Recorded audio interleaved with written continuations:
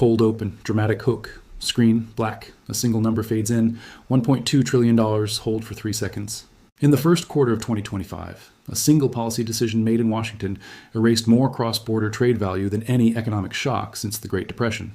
Not a war, not a pandemic, a signature on an executive order. And here's the part nobody told you. The country that was supposed to be the most vulnerable, the one whose economy was supposedly so intertwined with its southern neighbor that separation would be catastrophic, didn't collapse. It didn't beg, it didn't fold, it changed. And the way it changed is going to reshape North American economics for a generation. But to understand how Canada pulled off what most analysts called impossible, you have to understand something they don't teach you in trade textbooks. You have to understand that this wasn't the first time this happened. Not even close. And the ghost of what happened last time is the reason Canada was ready this time. Stay with me. Because the real story isn't about tariffs. It's about a country that spent 80 years building a single economic lifeline, watched that lifeline get cut in a matter of weeks, and had to decide, in real time, under pressure, whether to rebuild the rope or learn to fly. Title card, The New Trade Reality, How Canada Adapted to Trump's Tariffs. Section 1, Setting the Stage. Visual, archival footage of the 1947 GATT signing, transitioning to the 1988 Canada-US Free Trade Agreement handshake between Mulroney and Reagan. To understand 2025, you have to go back to 1988. For most of the 20th century, Canada and the United States traded like neighbors who shared a fence but kept separate gardens. There were tariffs, there were quotas, there were disputes. But there was also a growing quiet dependency forming beneath the surface. Then came the Canada-United States Free Trade Agreement in 1989, and everything changed. 2 years later, NAFTA folded Mexico into the arrangement, and North America became the most integrated trade zone on Earth. By the 2020s, roughly 77% of Canada's exports went to one country, one buyer, one market. Let that number settle. 77%. Imagine you run a business. You have one customer who buys over 3/4 of everything you produce. Now imagine that customer wakes up one morning and decides they don't like your face anymore. That's the structural vulnerability Canada carried for nearly 4 decades. And economists warned about it repeatedly. The 2016 Parliamentary Trade Committee report literally used the phrase dangerous overconcentration. The Bank of Canada flagged it in 2019. Academic papers piled up.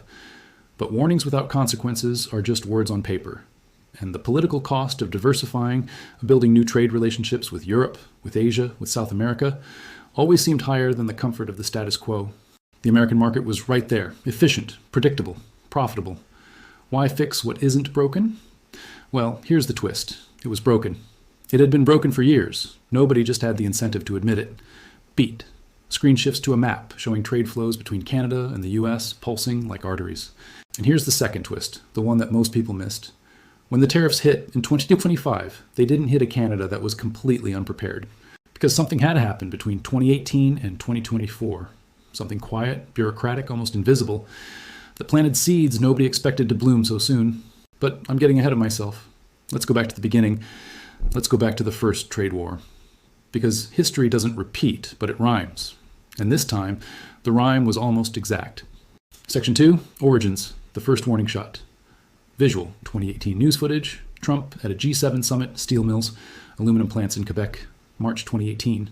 President Donald Trump signs proclamations imposing 25% tariffs on steel imports and 10% on aluminum imports under Section 232 of the Trade Expansion Act, a national security justification that most legal scholars found charitably creative. Canada, the largest supplier of both to the United States, was blindsided, not by the policy itself. Trade hawks had been telegraphing it for months, but by the framing. National security. Canada, a NATO ally, the country that shares the longest undefended border on Earth, framed as a security threat. The immediate response from Ottawa under Prime Minister Justin Trudeau was retaliatory tariffs, dollar for dollar, targeting politically sensitive American products, bourbon, ketchup, lawnmowers, playing cards, products chosen not for economic damage but for political damage, districts represented by key Republican senators. It worked, sort of. The tariffs were eventually lifted as part of the USMCA renegotiation, but the damage was done, not to the balance sheets, those recovered. The damage was psychological. For the first time, a generation of Canadian policymakers looked at the American relationship and thought, this isn't permanent, this isn't guaranteed, this is conditional. And in the backrooms of Global Affairs Canada, in the offices of the Department of Finance, a quiet project began. Diversification wasn't a new idea, but after 2018, it stopped being an academic exercise and started being an operational priority. CETA, the Comprehensive Economic and Trade Agreement with the European Union, had been provisionally in force since 2017, but utilization was low. Canadian companies weren't using it. The paperwork was confusing. The supply chains weren't built. The CPTPP, the Comprehensive and Progressive Agreement for Trans-Pacific Partnership, was signed in 2018. Again, the architecture existed, but the traffic wasn't there. Here's what changed after 2018: money. The Canadian government began quietly funding trade diversification programs. Export Development Canada expanded its risk insurance for non-U.S. markets. The Business Development Bank of Canada started offering loans specifically for companies building supply chains outside North America. It was small, incremental, barely a rounding error in the federal budget, but it was a seed. And in 2025, that seed was going to be the only thing standing between Canada and total economic capitulation. Section 3. The rise. Building pressure. Visual. Timeline scrolling from 2020 to early 2025. Election results, policy documents, headlines stacking. Between 2019 and 2024, the trade relationship between Canada and the United States entered what diplomats politely called a period of managed friction. The USMCA held, but it held like a dam holds back water under constant increasing pressure. The United States invoked softwood lumber disputes, dairy access arguments, digital services tax threats. Each one was a skirmish. None was the war. But each one trained Canadian negotiators in a specific skill, operating under the assumption that the rules could change overnight. Then came the 2024 American election cycle. And with it, a very specific, very public promise. Universal baseline tariffs. 10% on everything. 25% on Canadian and Mexican goods specifically. Framed this time, not just around trade deficits, but around fentanyl, border security, and what the campaign called economic sovereignty. Canada watched. And this time, they didn't just watch. They prepared. In late 2024, the Canadian federal government convened what was internally called the Trade Resilience Task Force. It brought together finance, global affairs, the Privy Council office, provincial trade ministers, and private sector leaders from auto, energy, agriculture, and manufacturing. The mandate was blunt. Model a 25% across-the-board tariff scenario. Identify the most vulnerable sectors. Identify retaliatory options. Identify diversification pathways that could be activated within 90 days of implementation. The report, parts of which were later obtained by journalists, concluded something stark. A 25% tariff would reduce Canadian GDP by an estimated 2.5 to 4% in the first year. The auto sector, which relied on parts crossing the border up to 7 times during assembly, would face immediate existential pressure. Energy exports, particularly crude oil piped to American refineries, would face price collapses as buyers sought alternatives. But the report also identified something else, a window, not a wide one, maybe 18 months. But a window during which existing trade agreements with the EU, CPTPP nations, and the UK could be accelerated, during which regulatory alignment could be fast-tracked, during which the political will that had been absent for decades might finally exist. The question was whether that window would open before or after the storm hit. Section 4, the breaking point. Visual, February 2025. Executive order signing, news anchors, stock tickers dropping. February 1st, 2025. President Trump signs the executive order. 25% tariffs on Canadian goods, 10% on energy products. A lower rate, but still devastating for a sector that operated on thin margins. The justification? Fentanyl trafficking and border security failures. The markets reacted within hours. The Canadian dollar dropped 4 cents against the US dollar. The TSX lost 6% in 2 trading days. Auto plants in Ontario announced temporary shutdowns. Oil sands producers in Alberta began emergency consultations. But here's what was different from 2018. The response was not improvised. Within 72 hours, Canada announced retaliatory tariffs on $30 billion of American goods. Then another $125 billion in phased countermeasures. The targeting was surgical. American agricultural products, manufacturing inputs, consumer goods from politically contested states. But the retaliation was only the first layer. The second layer was what mattered. Within 2 weeks, Prime Minister, and here the political story intersects with the economic one, because in March 2025, Mark Carney, the former governor of the Bank of Canada and the Bank of England, became Prime Minister after winning the Liberal leadership. Within 2 weeks of the tariffs taking effect, Canada activated what it called the Trade Diversification Accelerator. This wasn't a new policy invented in a panic.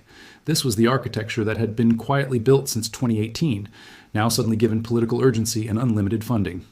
CETA utilization programs were tripled. Canadian embassies in Europe and Asia were given dedicated trade attachés with authority to fast-track regulatory equivalency discussions. The CPTPP was leveraged to open expedited access to Japanese, Australian, and Southeast Asian markets for Canadian agricultural and resource products. And then came the move that surprised everyone. Canada didn't just diversify away from the United States, it diversified within itself. Interprovincial trade barriers, the absurd internal regulations that made it sometimes easier to ship goods to Germany than from Alberta to Quebec, were attacked with a ferocity that decades of internal lobbying had never achieved. The crisis made the impossible suddenly possible. Section 5. Fallout. The pain nobody talks about. Visual. Closed storefronts. Laid off auto workers. Empty shipping containers at the Port of Vancouver. Let me be clear about something, because it would be dishonest to frame this as a triumph story without acknowledging the cost. The tariffs hurt. They hurt badly, and they hurt people who had nothing to do with trade policy. In the auto sector, the damage was immediate and severe. The integrated North American supply chain, where a single vehicle's components might cross the Canada-US border half a dozen times during production, couldn't absorb a 25% cost increase. Plants in Oshawa, Alliston, and Windsor idled. Tens of thousands of workers faced temporary layoffs. Some never went back. Small and medium enterprises that had built their entire business model around American contracts, machine shops in Hamilton, food processors in the Fraser Valley, tech component manufacturers in Waterloo, faced a binary choice. Absorb the tariff and die slowly, or find new markets overnight with no existing relationships, no regulatory approvals, no distribution networks. Many chose the third option. They closed. The economic data from the first 2 quarters of 2025 was grim. Canadian exports to the U.S. fell by over 18%. Business investment contracted. Consumer confidence dropped to levels not seen since 2009. And the political fallout was its own crisis. Alberta's energy sector, already struggling with the 10% energy tariff, felt abandoned by an Ottawa that seemed more focused on manufacturing and agriculture.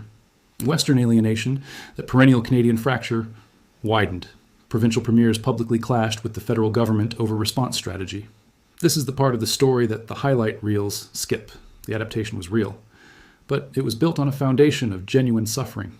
And pretending otherwise would be a disservice to the people who lost livelihoods in the transition. Section 6. Failed fixes and partial solutions. Visual. Parliamentary sessions. Negotiation tables. Headlines about stalled talks. Not every response worked, not even close. The initial diplomatic approach, attempting to negotiate exemptions sector by sector, offering concessions on dairy access, on digital taxation, on defense spending commitments, largely failed. The American position in early 2025 was not transactional in the traditional sense. It was not seeking specific policy changes that could be traded. It was seeking leverage. And leverage, by definition, is not satisfied by concessions. It's satisfied by dependence.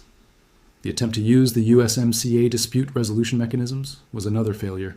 The agreement's Chapter 31 panel process was designed for technical trade disputes.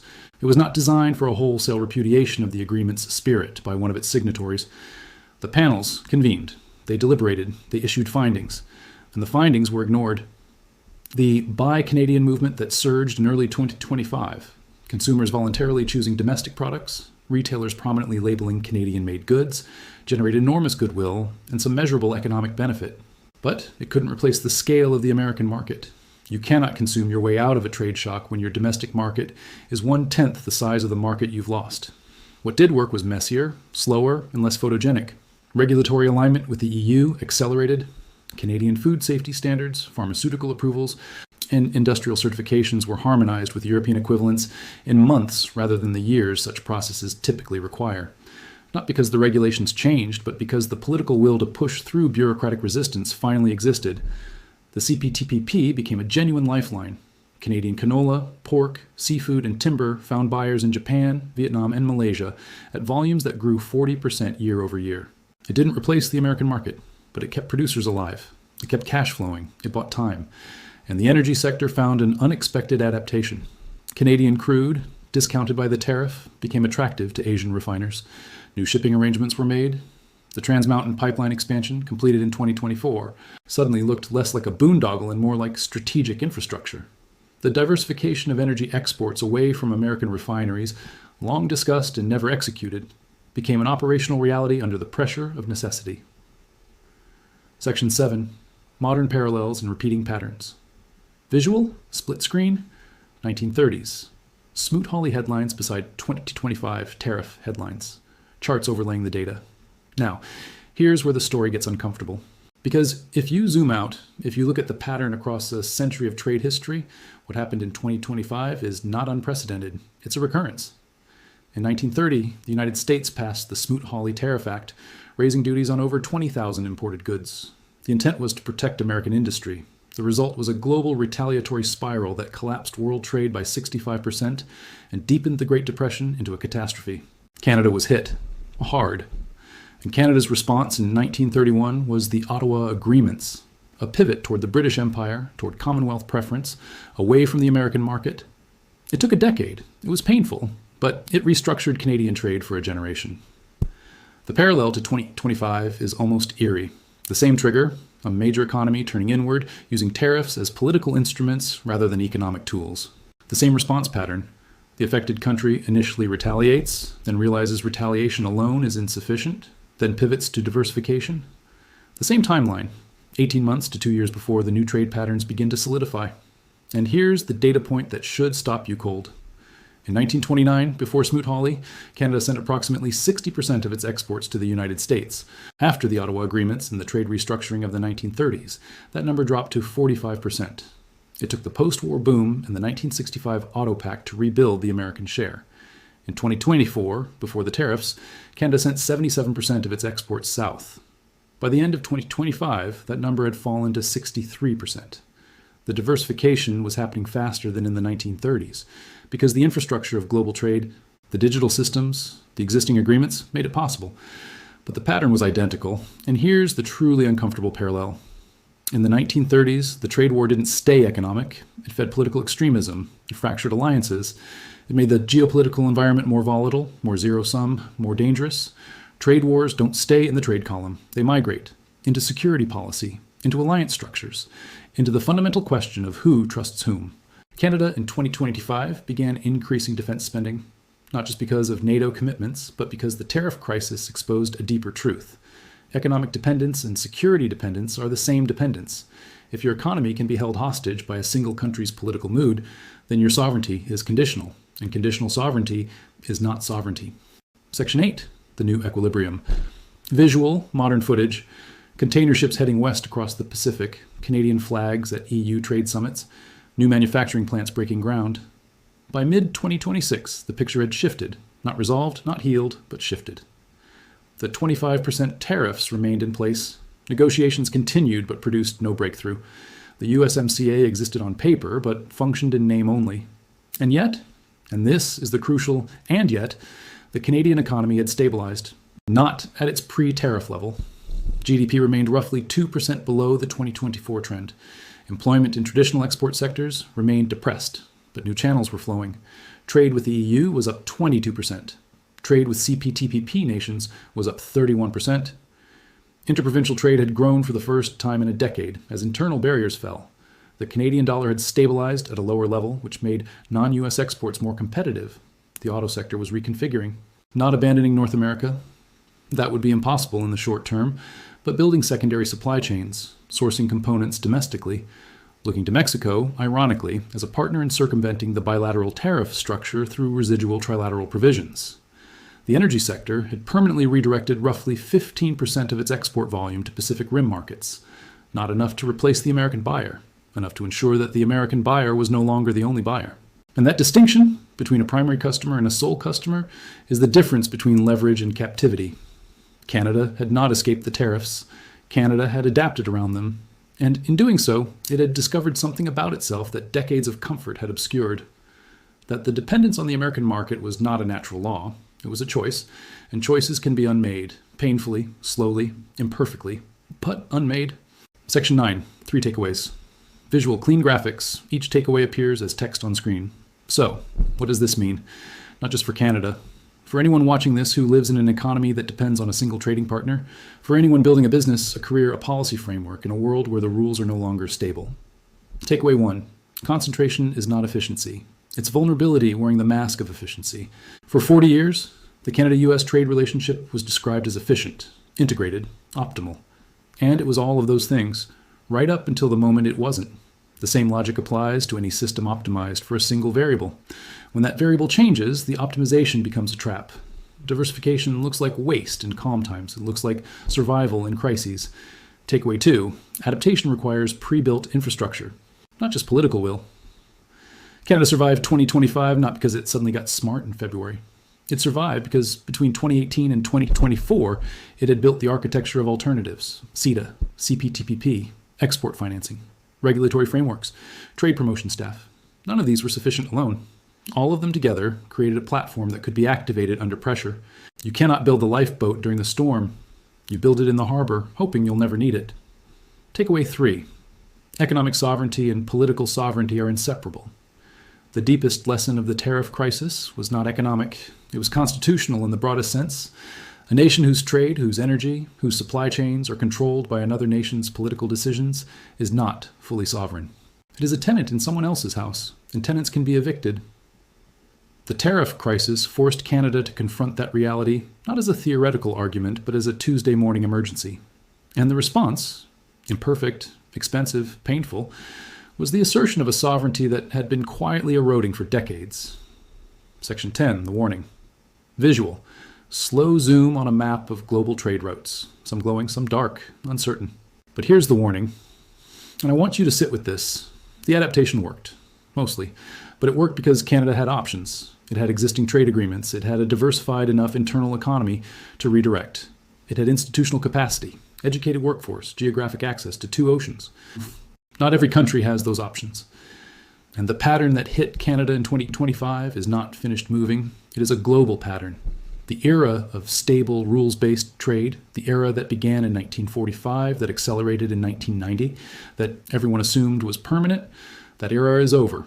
Not because one administration ended it, but because the political conditions that sustained it have eroded in multiple countries simultaneously. The question is not whether the next trade shock will come.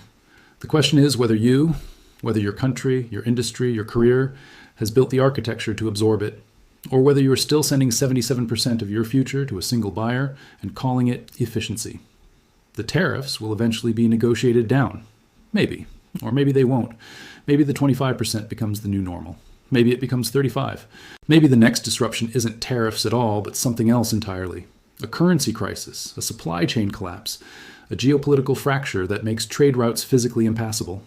The specific threat doesn't matter. The structural lesson does. Dependence is not a strategy, and comfort is not the same as security. Closing and call to action. Visual. Host on camera or slow montage of Canadian landscapes, ports, factories. Tone shifts to direct, warm, slightly urgent. If this video changed how you think about trade, about dependency, about the hidden architecture of the global economy, I need you to do one thing: share it. Not because of an algorithm, but because the person in your life who runs a small business, who works in manufacturing, who studies economics, who votes in elections where trade policy is treated as a footnote, they need to understand what actually happened here. They need to see the pattern, because the pattern is coming for every economy on Earth. Eventually. Subscribe if you haven't already. There's a series building here, the hidden structures that govern our economic lives, the stories behind the headlines that nobody tells in full. Next week, we're looking at what happened to Mexico in the same tariff window. The story is different. The lesson is not. Drop a comment. Tell me, does your country have a 77% problem? Does your industry? Does your career? Because I genuinely want to know. And I read every single one. Thank you for watching. Thank you for staying to the end. The world is more fragile than it looks. But fragility, understood, is the first step toward resilience. I'll see you in the next one.